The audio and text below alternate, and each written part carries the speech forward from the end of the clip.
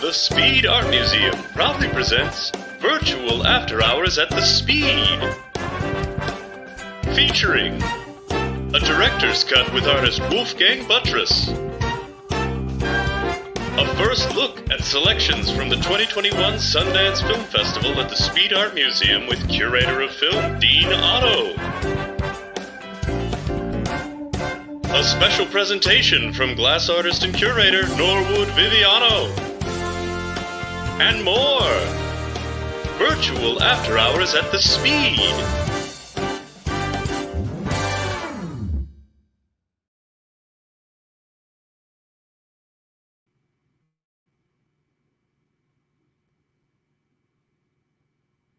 Curator of Decorative Arts and Design here at the Speed Art Museum, and I'm here to share with everyone an exciting exhibition we have coming up that'll open on February the 6th, an exhibition of contemporary glass, and I'm going to share my screen and we'll get started with our conversation.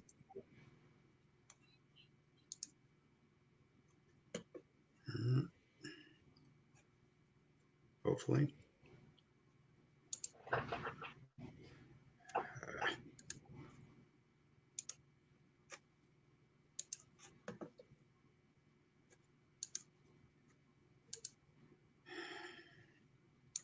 Well, I'm working on it.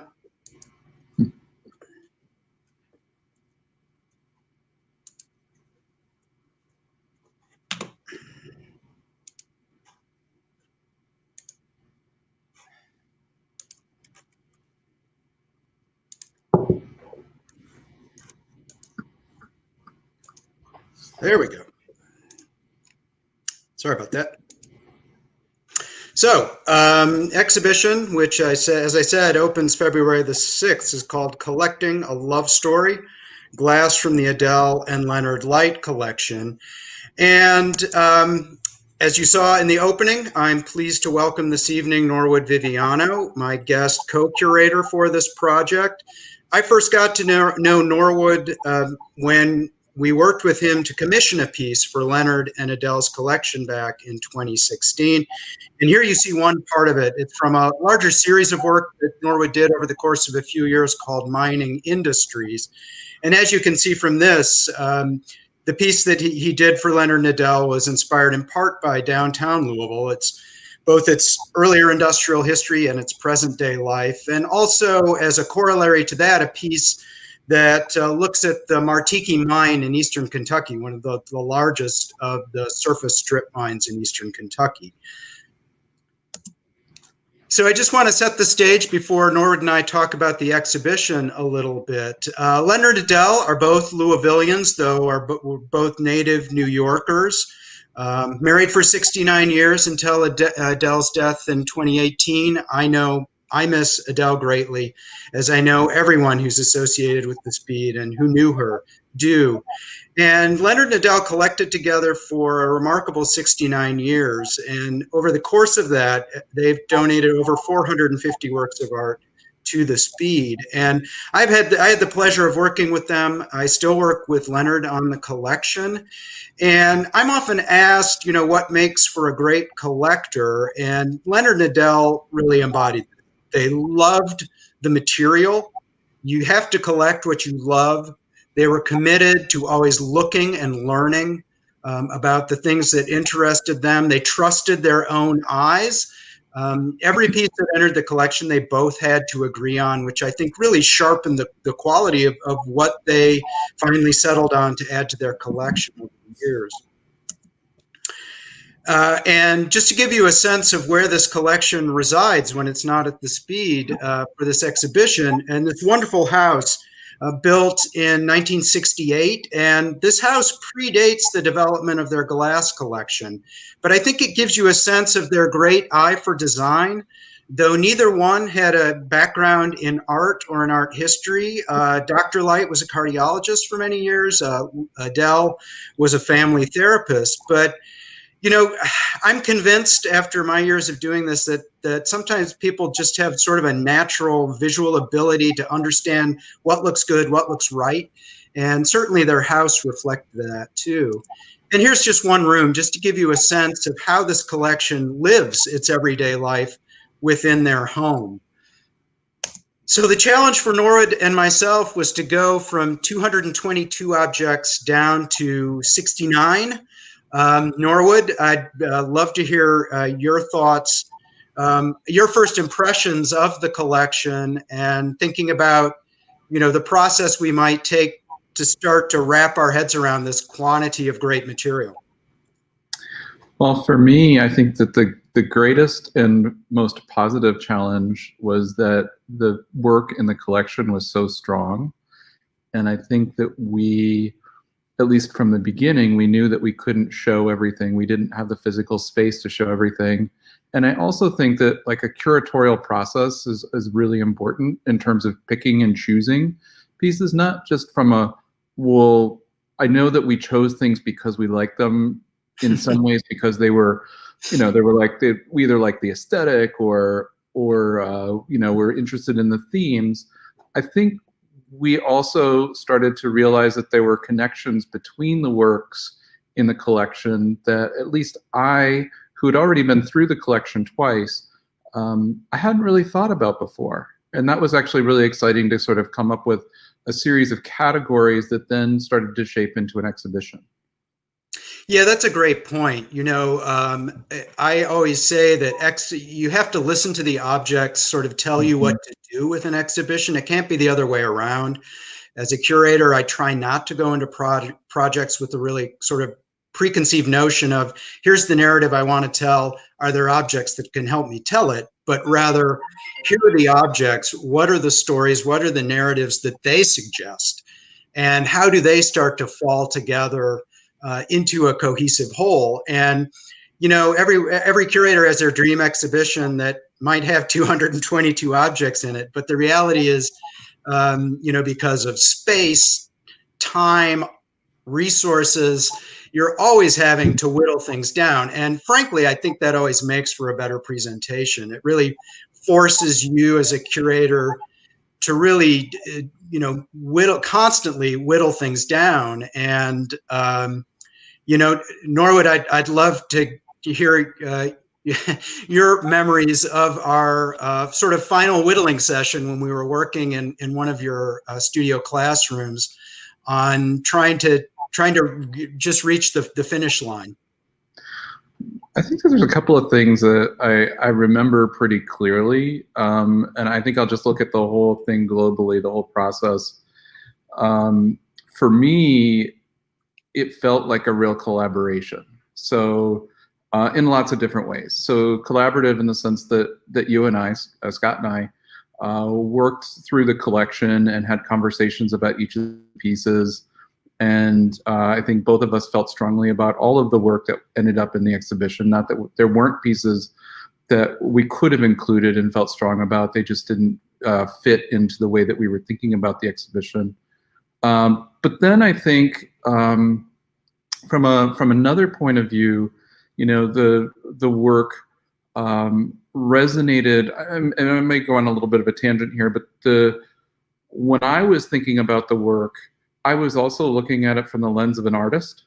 And so as an artist, I'm often thinking about the research methods that somebody went through, not just they made the work and now it's in a collection or found its way to the collection, but the research methods that the artist went through, whether those were learning about the figure, whether those were learning about a particular theme and sort of working through several solutions and trying to understand how those solutions which one of those were the most successful.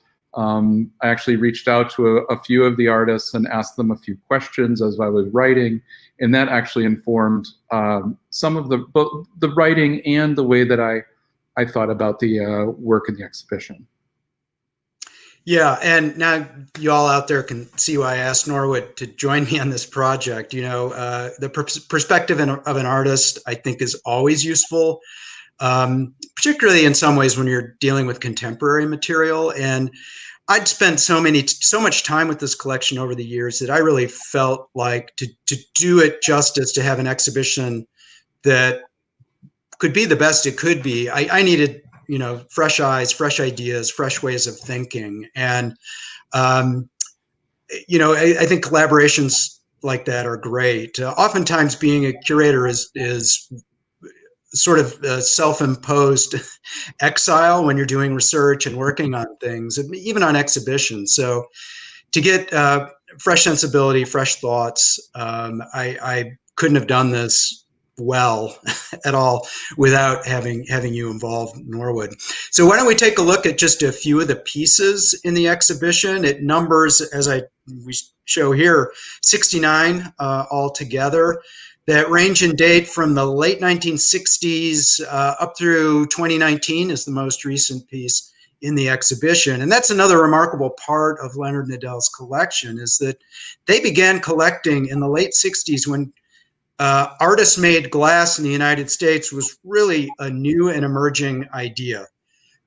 So as their collection evolved, they were often in the right place at the right time, because this movement was growing as their collection was growing too. So it's the collection is a remarkable historical document as well as just having some amazing work on an individual basis.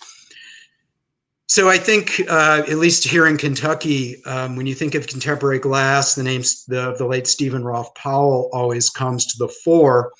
Stephen taught at Center College, started the glass program there and ran it for many years, was a mentor to so many students, many of whom went on, are now have careers of their own as educators and as glass artists as well. And one of the things I always loved about Stephen's work is, aside from his sense of color, was really a sense of playfulness that you see in the title here, which the first word, of course, refers to Jimi Hendrix. And Stephen was famous in his studio for always having often classic rock, as I recollect from my visits, blasting in the background when he was working. Norwood, any thoughts on this piece?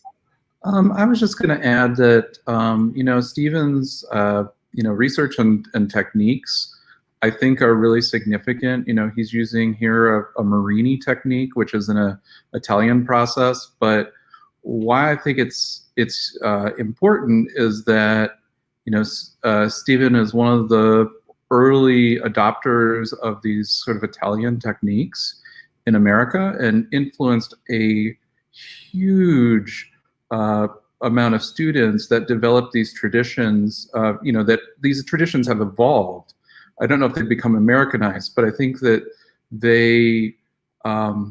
you see these techniques and patterns kind of growing across the country as the studio glass movement evolves. So I think that Stephen was really significant, and also significant to the region because of his teaching.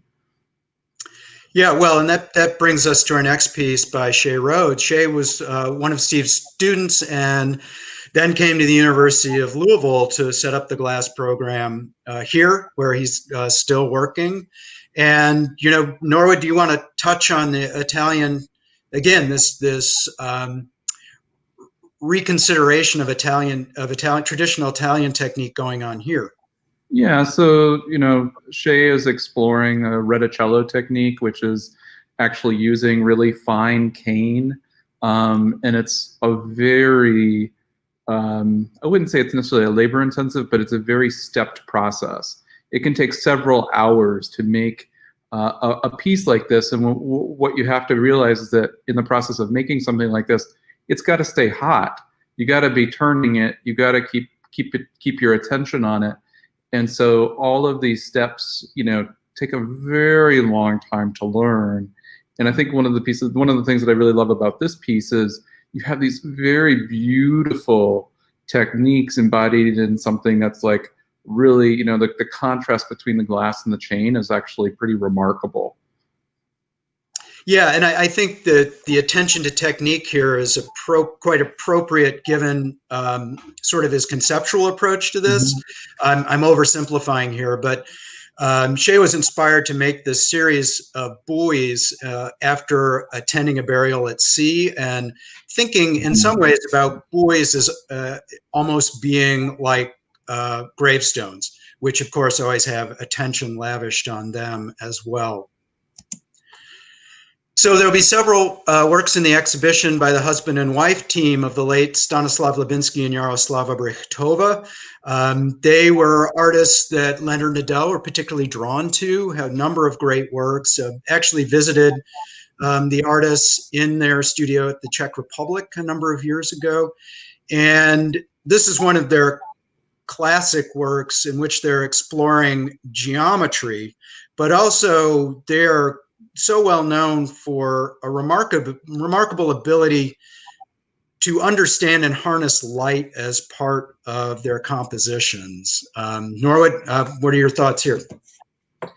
Well, I would say that Stanislav and Yaroslav are, I think, as a caster, they're certainly two of my heroes in terms of both being artists and managing the sort of cultural context of communist Czechoslovakia and finding ways to get their work out and their traditions out. And then also all of their research in terms of casting. I mean, that, again, thinking about an artist like Stephen Rolfe Paul and, you know, the Lubinskys, they had an incredible impact on younger artists, and a lot of those artists now are teaching and trading in a lot of that technology and experience that they learned from them. Yeah, and I think their work is quite remarkable too when you consider that so much of it was being made in the Soviet era, with, you know, very stringent censorship of what artists could and couldn't do, and to be able to, and they ran afoul of the authorities, but managed to persevere with their artistic practice. Well, in the work, so now, I would just quickly add, the work is beautiful and it looks effortless in some way, but it takes an incredible amount of time and experience to make work like that. Yeah. And one of the more recent works by Jeffrey Gibson, this again was a commission piece of Leonard Nadel's, and I had the pleasure of working with Jeffrey on this project, as I did with Norwood on his commission. And that's always so rewarding to have that dialogue with an artist and to really understand their process, their conceptual process as they execute a work. And this references lyrics from a song of the same name, I Wish I Knew How It Would Feel to Be Free. Probably best known for the performance done by Nina Simone in 1967, which ties into the civil rights movement. Jeffrey is an enrolled member of the Choctaw Nation, and bringing his Native American background into his work too is part of the dialogue going on here too. Yeah, I know, Norwood, I know you really enjoyed seeing this work when you first saw it at Leonard Nadel's. Well, I think that the thing that this piece and some of the other work in the exhibit starts to talk about is the future of the field of glass. So, you know, here we have a piece that is not sort of rooted historically in craft, but more fine art or contemporary art practice.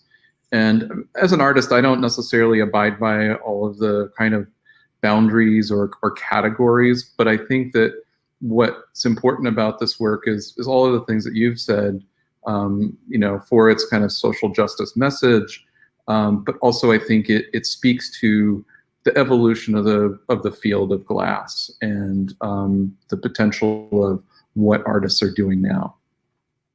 Yeah. Which brings us to Joyce Scott, who like Jeffrey Gibson, a so-called MacArthur Foundation Genius recipient. And I had the pleasure of getting to know Joyce when she came to the Speed a couple of years ago. A remarkable person, a remarkable artist, a remarkable performer, not just as an artist, but as a speaker, as a singer, and so many things. And Norwood, I'll let you talk a little bit about this. Well, I was just going to, I have not had the opportunity to actually meet Joyce in person, but I watched, while I was researching her work, I watched several videos of her talking about her work. And one of the things I was struck by was just the way her kind of persona. I mean, I felt like her persona, her way of working, and the work that came out of it were all sort of like tied together, you know, like very much rooted in this person. Yeah, and the themes you see in Joyce's work consistently deal with, again, with like Jeffrey, racial injustice, patriarchy, misogyny. I mean, these are the themes that she deals with, but she very intentionally does it using visually seductive materials. Beadwork is her main medium, but here she worked with the Venetian glass artist to make the bust form itself. So, you know, she draws a viewer in with these amazing compositions, but then the message is really what strikes you. And she says, you know, she always, I'm paraphrasing her, but always hoping that the experience with her work will make people rethink their own beliefs. I think it's the beadwork in a lot of ways. Yeah. Really, and it's, you know, you can't see it in an overall image like this, but the beadwork in her pieces is really exquisite. So, you know, it's like you can see every kind of sewn element in terms of how things are made. Yeah. And I'll leave this one to you, Norwood, since this is really a work that's very intentionally about glass. Well, I would sum it up in the sense that, you know, Mary Schaefer is a really important person, artist in the field of glass, especially the early glass movement, which had very few female artists. These pieces operate a lot like paintings. So, but they are really displaying the movement of glass in relationship to other kinds of structural elements.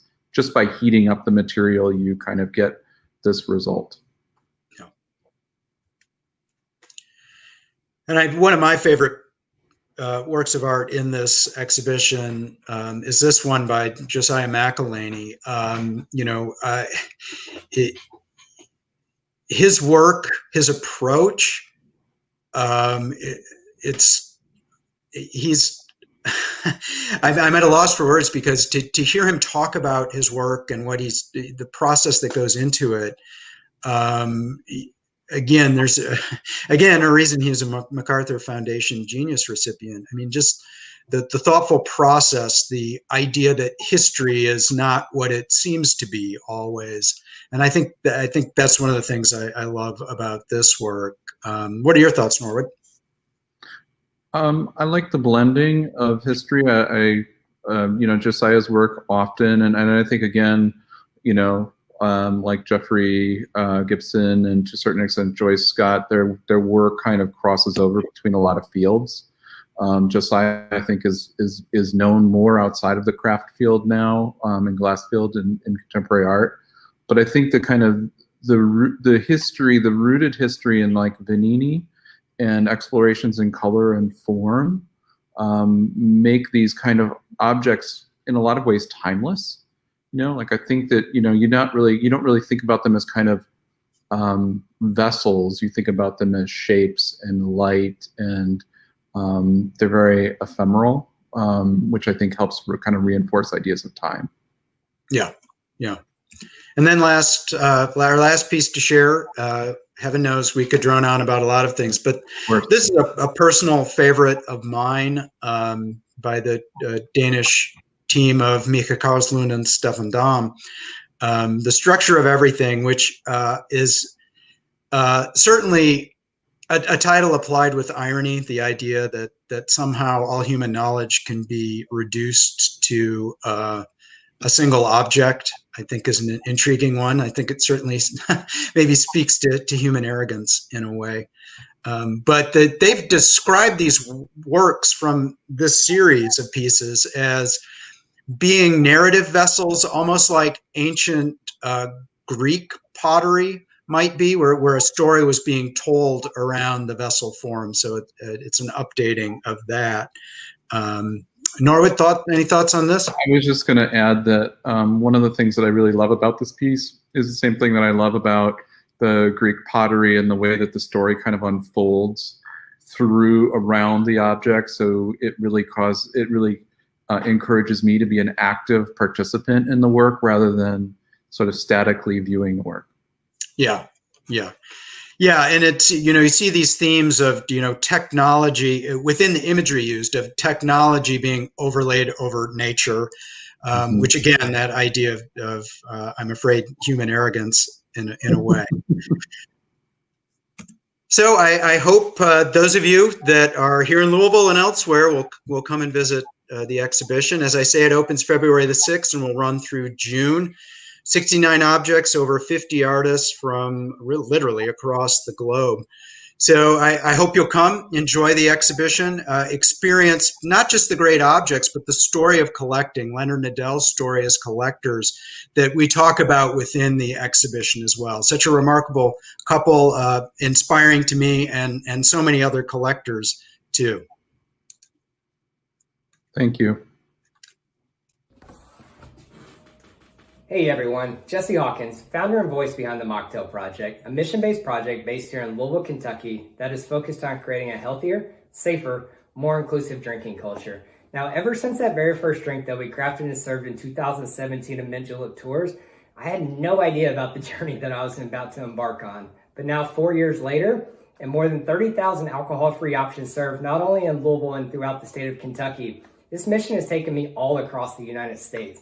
From serving the first ever mocktail ever at the Kentucky Derby in 2019 in partnership with Old Forester, I've also had the opportunity to go to events like Forecastle, the world's largest whiskey festivals, and travel all throughout the country connecting with individuals like myself who may not drink, but also just individuals that may be participating in events like Dry January, or just pausing in between drinks, or maybe they just know someone that doesn't drink. The reality is the Mocktail Project is about creating spaces where cocktails and mocktails can coexist. I personally started this journey as a non-drinker when I made that choice to stop drinking nearly 7 years ago.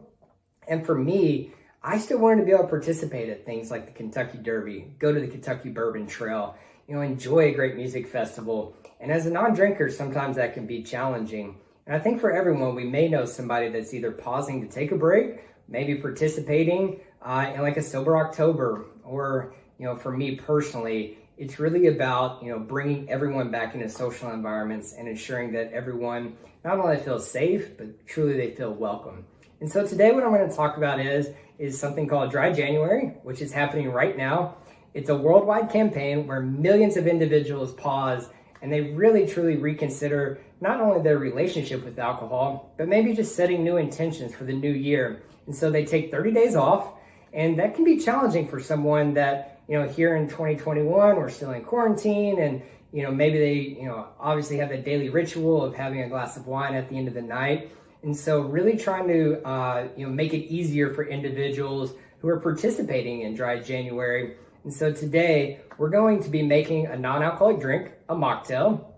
Now, if you'd like to learn more about the Mocktail Project, or where you can find all types of recipes, you can follow me on Instagram at the Mocktail Project, or go out to our webpage where we have tons of free recipes that are all alcohol free, and that's at themocktailproject.com. And so today we're going to be using just a few simple ingredients. We're going to be starting out with a peach ginger puree, Kentucky maple syrup. We're going to do a fresh squeeze of lemon, and then we're just going to be topping it off with some mineral water. And so I've already pre-portioned these out. We're going to use 2 ounces of the peach ginger puree, 1 ounce of the Kentucky maple syrup. We're going to squeeze some fresh lemon into this, and then give that a good stir. And then we're going to be topping that off with some fresh mineral water. I use Topo Chico. A great substitute is a wonderful Kentucky brand that I love working with, and that's L8. But for me, when I start trying to build mocktails, I really don't try and replicate the classic cocktails. I try and create mocktails as more of a culinary experience where you're just building on different flavor profiles. And at the very end of it, it's truly just an enjoyable experience. And for me as a non-drinker, when I walk into a bar or social environments, it makes it so much easier when I know that there's alternative options ready available. And maybe that's for you as a guest that's hosting a party or inviting friends over, or pausing to really think about the social environment you're going into on how we can make sure that everyone always feels included. And so for me, when I started the Mocktail Project, that was my main priority on making sure that everyone always is able to celebrate life. And so I'm gonna cheers to that. I hope everyone has a great start to your 2021, and hopefully I'll see you at many events this year coming up. Cheers.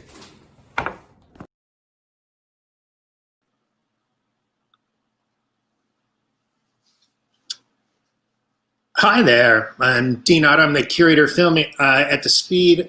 I'm so excited to share with you some of the selections from the 2021 Sundance Film Festival. Over the last 6 months, I've been working with Sundance to make a selection of 13 films. We're one of 30 satellite screens all throughout the country who will be joining in with Sundance. There are two ways to experience Sundance this year. One is online. All 72 of the feature films for Sundance and 50 of their shorts are available online for rentals through Sundance. And if you're a Speed Art Center member, we have a discount code for you. It's a one-time only $5 discount on any of their streaming rentals. And here at The Speed, we've really focused on creating a great, safe place in order to see these films during the pandemic. Masks are going to be required all the time that you're within the building, and throughout the screenings. We won't have any food or drink.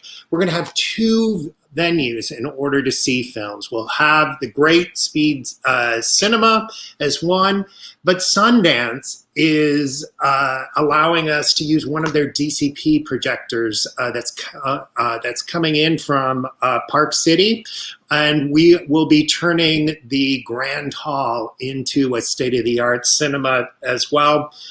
We have reduced capacity in both places too, due to COVID restrictions. So we're only doing 33% of the full space in each one of the screening rooms too. So we're really lucky that we've had Rabbit Hole. They've been an incredible lead sponsor for us and helping us to bring Sundance to The Speed. We've had additional support from Gil and Augusta Holland, Jeff and Susan Callan, and Unbridled Films as well. And for our opening night, we have In the Same Breath. And our opening night festivities will include a ticket to the screening, a Rabbit Hole bourbon tasting in the Gaines Court for those who wish to take part in that, a commemorative portrait by a Rabbit Hole photographer who's going to email you your portrait after the event, and a Rabbit Hole and Speed Cinema special gift bag at the end of the night. So director Nanfu Wang is a documentary filmmaker. She's born in China.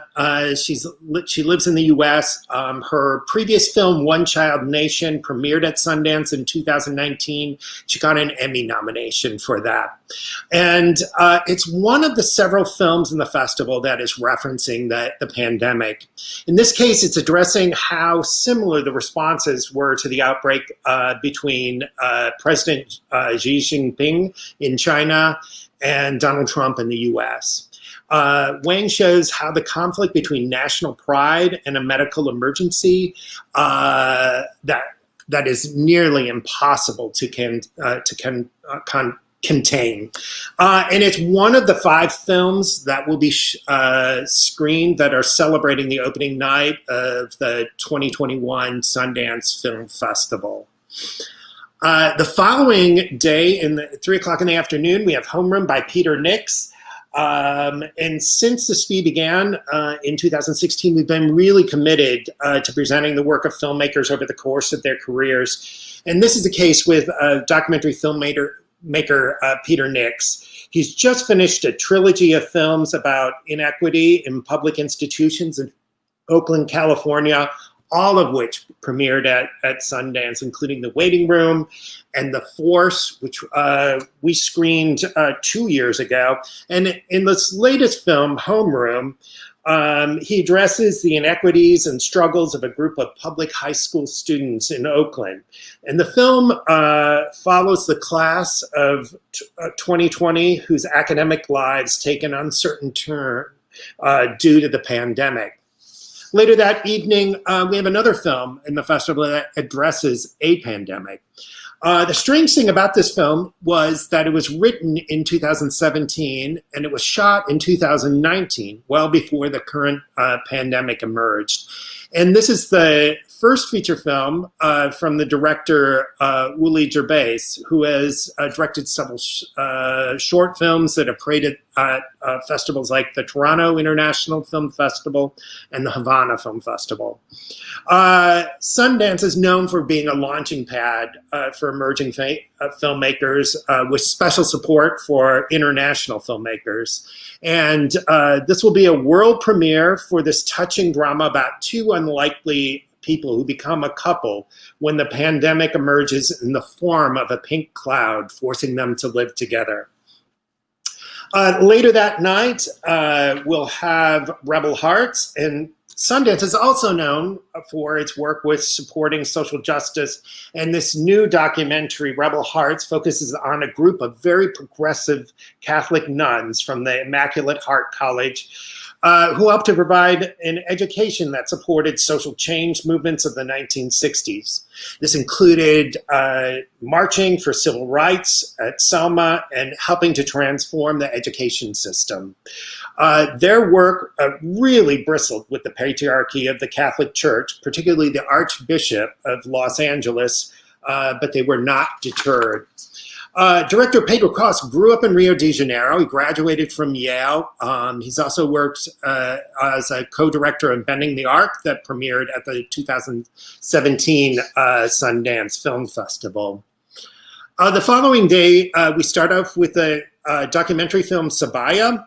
Many of you may know about Nadia Murad, who was the 23-year-old member of the Yazidi ethnic group living in Iraq, who was kidnapped by ISIS and forced to work in sexual slavery.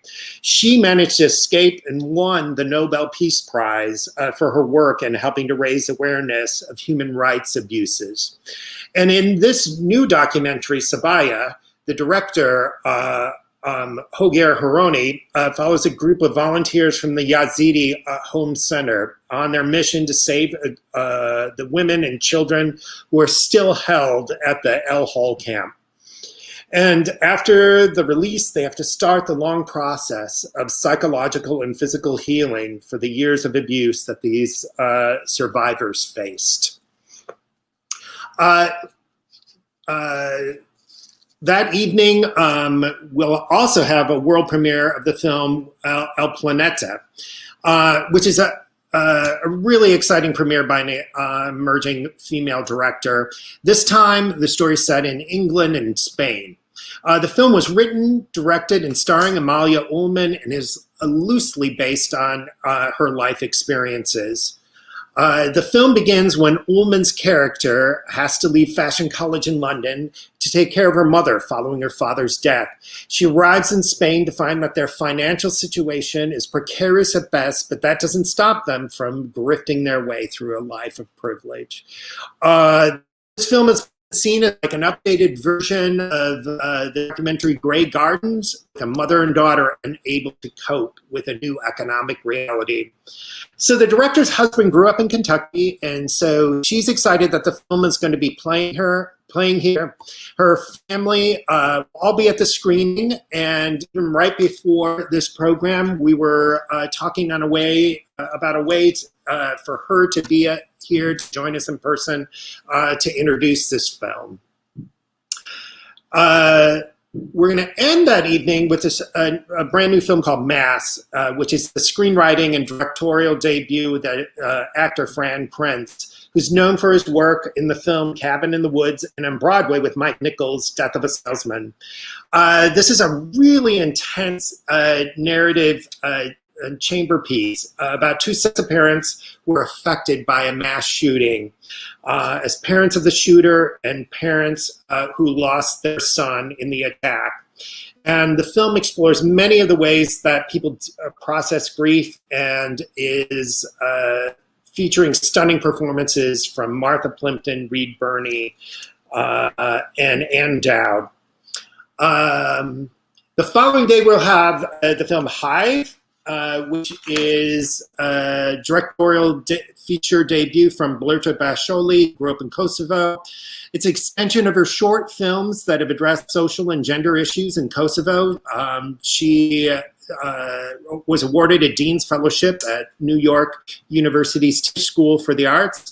And the film follows a woman whose husband has been missing since the war in Kosovo in the 1990s. And the area that she lives in is very conservative, and she faces an intense backlash for learning how to drive and asserting her independence. Later that evening, we have the debut of the film Together, which is by the writer and director Nicole Beckwith.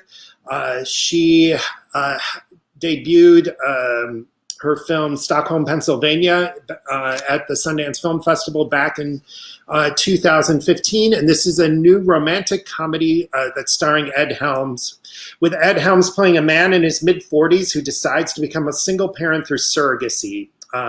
He meets 26-year-old Anna, played by the comedian actress Patty Harrison, who agrees to carry his child in order to make money for her college tuition. And the surrogacy arrangement turns from transactional to intimate as they share their life experiences and their excitement as the pregnancy progresses. That evening, we'll end with a brand new film called Jockey. And given that the speed is only a quarter mile from Churchill Downs, led the producer and director of the film Jockey to make sure that this film played here in Louisville. In fact, they reached out, and I am going to be recording a post-screening discussion with the director next week. That will play right after the film. The film begins in what will be the final season for a grizzled jockey who hopes his new horse and the support of his partner, played by Molly Parker, will help him pull out of his rut. His life is complicated when a young, talented jockey shows up on the circuit claiming to be his son. And the final day of in-person screenings at the Speed has another debut feature film, this time by the writer and director Ajapal Singh from India. And Fire in the Mountain features a conflict between tradition and modernity.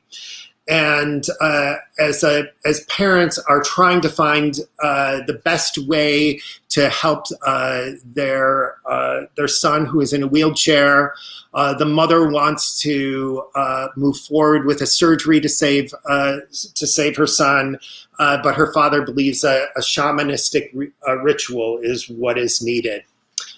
And then we have Life in One Day by Kevin McDonald. 10 years ago, at the 2011 Sundance Film Festival, he had a film called Life in One Day, and he's updated that film with a new globe-tracking crowdsourced documentary.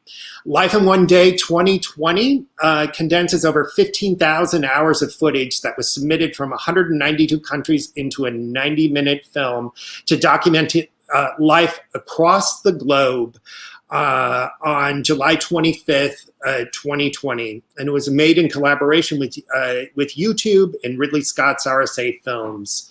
And we were so absolutely excited to show you what will be our final film in this series. Our closing night is Judas and the Black Messiah by Shaka King. It is touted to be one of the most anticipated films that will be most likely be in running for the Oscars too.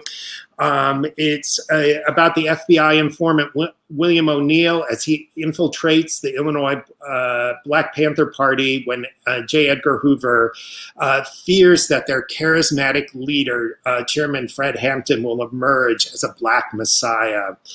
And we're all taking part in a world premiere of this film, too.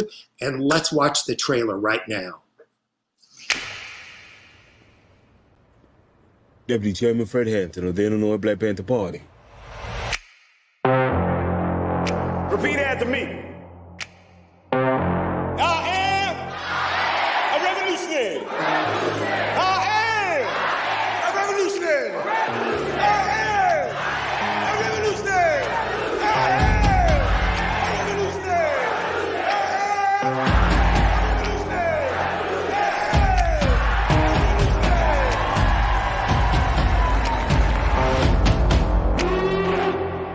You're looking at 18 months for the stolen car, 5 years for impersonating a federal officer, or you can go home. The Black Panthers are forming a rainbow coalition of oppressed brothers and sisters of every color. Their aim is to sow hatred and inspire terror. I will learn all that I can. These ain't no terrorists. You can murder a liberator, but you can't murder liberation. You can murder a revolutionary, but you can't murder revolution. And you can murder a freedom fighter, but you can't murder freedom.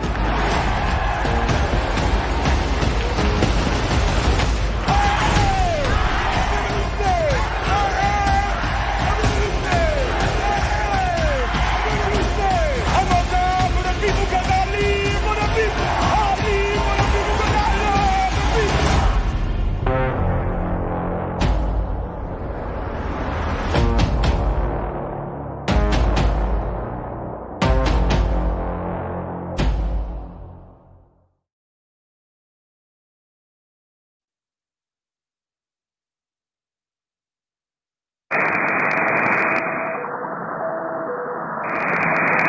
Well, welcome to the January 2021 Director's Cut Conversation. I'm Stephen Riley, the Speed Museum's director, and I'm delighted to be joined from England by artist Wolfgang Buttress, who has not been able to visit Louisville since the pandemic began in early 2020, but we have been busy with Wolfgang this year, installing last fall an extraordinary new work supported by a commission from Carrie Brown and Steve Epstein of a new artwork by Wolfgang Buttress called Blossom.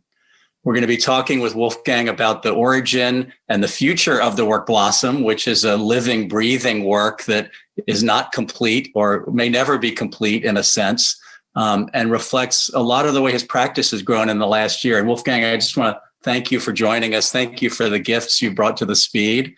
We're excited to share them with the world. Yeah, well, thanks for inviting me. It's been a really long but enjoyable process. You know, I think, as you know, we hoped to be over last year to actually install it in person. But yeah, we managed to get it in the fall. We did it remotely, and it was remarkably smooth. You know, I think if you'd have asked me 2 or 3 years ago, could you do an installation like this remotely, I would have sort of said possibly yes, but very badly.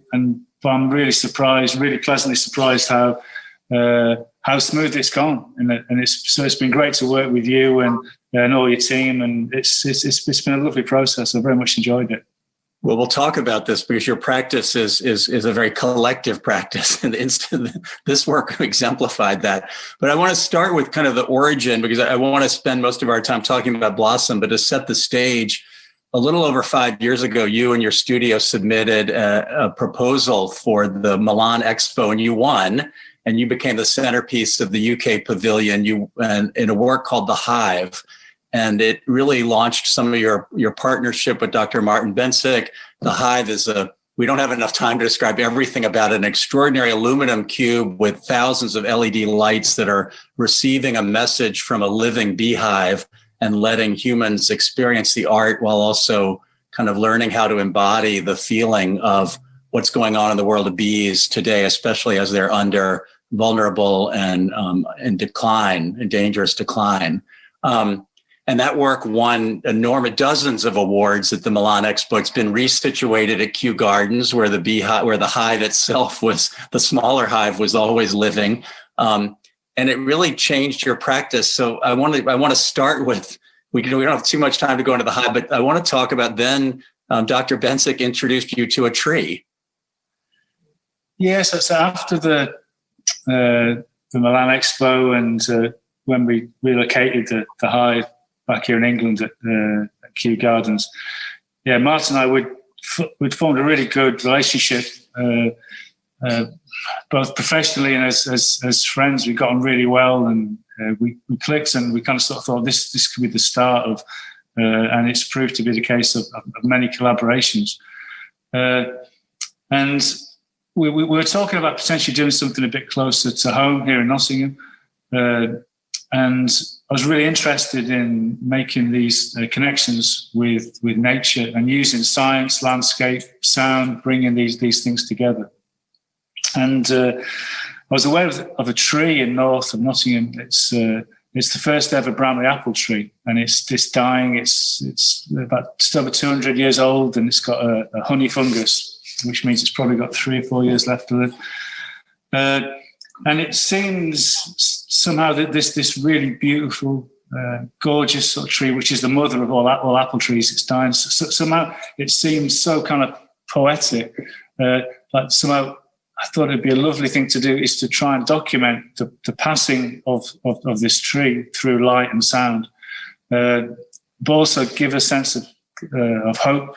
So the idea of planting a graft from the tree and to see and feel and experience what that transition could be, I suppose. I suppose it's this idea that, we're not the center of the universe. And it's by maybe kind of reconnecting ourselves with nature, we maybe learn a little bit of kind of humility, that there's something bigger, stronger, maybe a lot more beautiful than us. And so it's a way of making these connections, really.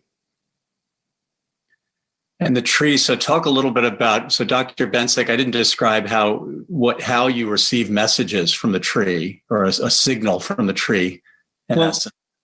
Well, Martin has developed this incredible technique, which he's been working on for a while. But when I first met him, it was with bees, and he puts these tiny little things called accelerometers. Originally, this was in the center of a beehive, and they measure vibrations.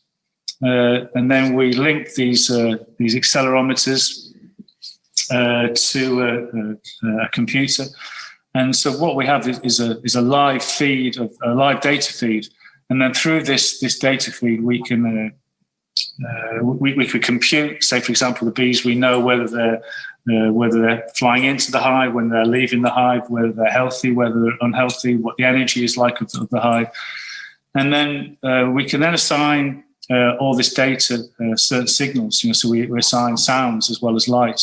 So for the hive, say for example, you could see and hear the effects of the live colony in real life, in real time, in real life through light and sound. And so we use a similar technique here on Blossom, where we put some accelerometers on this dying tree, a couple on the roots, a couple on the branches itself. And what is really amazing is that like everything vibrates, everything resonates, and the tree itself resonates in the key of C. So you can feel, you can hear this hum. Also, what's really interesting, you can actually hear the insects inside the tree itself as they move. The bugs. You can also hear the tree taking up water, and you can also hear sounds through the trees. So what's really interesting, you can actually hear the sound field around the tree. So if someone walks past, or a car goes past, or birds fly by, you actually can hear what the tree is hearing. So again, using this idea where the tree could actually trigger live light, a live lighting array as well as a library of sounds, but also the real sounds around the tree itself. So it almost acts like a sound box. And again, I suppose it's this idea of making a connection, of being kind of in the now. It's not something which is passive, that you're very much engaged. And I suppose I'm really interested in how an artwork is continually engaged with the audience. It's like a personal conversation. It's not passive. It's not dead. It's not It's not a story of something. It's individual. It's unique. And then maybe if you feel something, you have this connection. It might slightly alter your perception, your relationship with nature. Maybe, I don't know, you might have a bit more empathy, and you maybe even act upon that, and say, for example, with the bees, it was really important for me to tell the story about how important the bees are, and then potentially, don't use pesticides in your garden, plant more wildflowers. And then maybe here with this tree as well, it's talking about this bigger picture about kind of life, death, and rebirth, and about our connection with nature. So we have this kind of amazing matriarch, right? A dying matriarch who's singing to the world in a sense, or communicating. But visitors to the Speed don't see a physical tree. Talk about how you turned this idea into a sculpture and what it's made of, how it works. So, it's probably only possible to have done this in the last 10, 15 years, I suppose.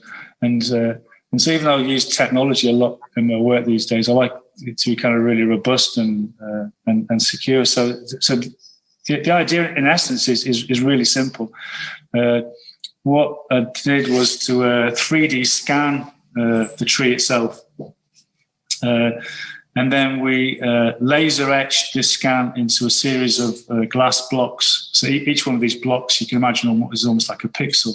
So we have a representation of the real tree etched in 3D, which is probably, I don't know, in the US, probably 3.5 foot by 3.5 foot by 3.5 foot, like a cube like this.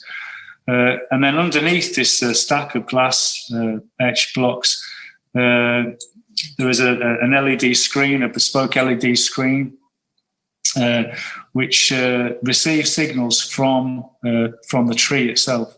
So if, say, for example, if it's really windy, if it's really raining, the tree moves, and then that will then affect the lighting array in the Speed Museum. It also expresses in real time the demise of the tree. At the moment, there's still some energy in the tree. In time, that will get less and less. And then the other thing that we do, working with some musicians over here in the UK, we recorded a whole library of sounds which are sympathetic to the key of C. And then when the tree does something or something happens to the tree, it will actually trigger one of these sounds. So when you're in the space, in the Speed, the sounds that you'll be hearing are actually triggered by the tree itself. And there are also some real-time sounds from the tree. So not triggers of we recorded a guitar, a piano, a mellotron, a human voice. These triggers, I curated them so they kind of work harmoniously. But there are also natural sounds from the tree itself, which you can kind of hear in the museum. So the idea that it's dark, the space itself, and that was important. So it felt that it will be yourself and the artwork. It's quite calming, quite meditative, and the idea that even though the actual real tree itself is thousands of miles away, what you're actually hearing is this message from the first ever Bramley apple tree here in Nottingham. And I suppose it makes these connections not only between ourselves and nature, but also from country to country. The fact that we can be sort of sending signals right across the Atlantic, you could be hearing them, there might be the middle of the night here, but probably very early in the morning for you. And there's something really beautiful about that, about this, how we're all connected. And the music itself was recorded, talk about through the tree, right? So this is all one mechanism. So, we had a lot of fun. It was kind of interesting. It probably looked a little bit strange if you were to walk past what we were doing.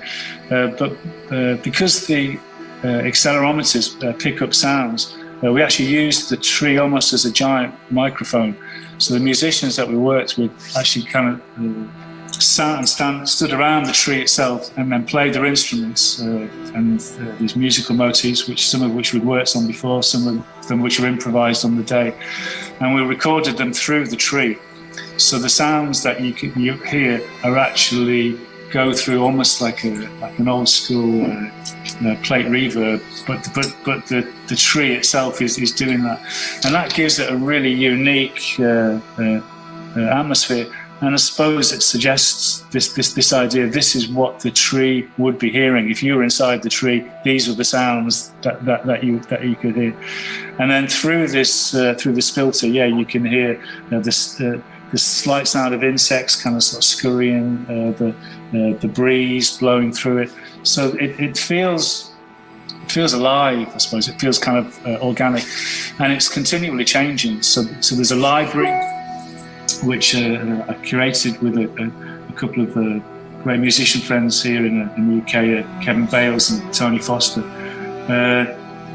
But we don't know what's actually going to be played at any one sort of time. And that's one of the things I was really keen in a way. That's somehow you create these pieces almost like frames. They're almost like kind of conduits. And then it's this idea of kind of letting go, I suppose. And like when I was younger, I painted more than created sort of sculpture. And for a long time, I always used to think that all the ideas was somehow kind of always contained within you, that you had the answer, it was your kind of duty or your calling or something to express what was kind of inside you.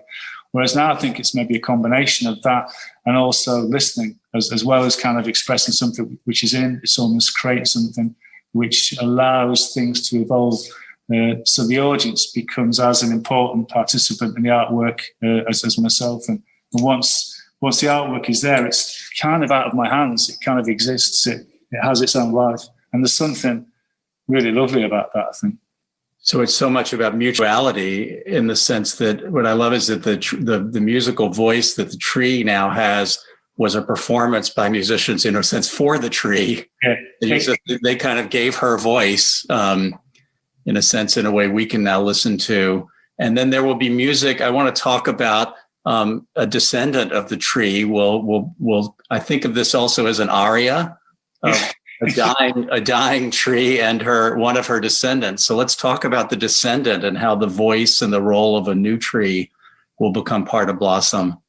So the idea is that the sounds that you can hear at the moment in the speed are all recorded in a B and C,